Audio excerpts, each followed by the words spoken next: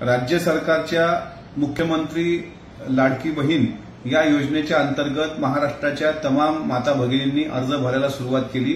गोरगरिबांना फायदा व्हावा, गोरगरीब महिलांना त्या माध्यमातून थोडा आधार मिळावा याकरता अर्थमंत्र्यांनी अजितदादांनी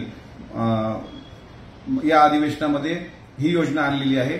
मात्र दुर्दैवाने असा प्रकार महाराष्ट्रात दिसतोय की या योजनेचा सुद्धा गोरगरिबांच्या सहानुभूतीचा फायदा घेत काही एजंट 20 रुपये, 50 रुपये, 500 रुपये ते 700 रुपयापर्यंत केवळ फॉर्म भरून देण्याचं शुल्क आकारतायत। माझी आपल्या सर्वांना विनंती आहे की असा कुठलाही शुल्क राज्य सरकारच्याकडून आकारला गेलेला नाही।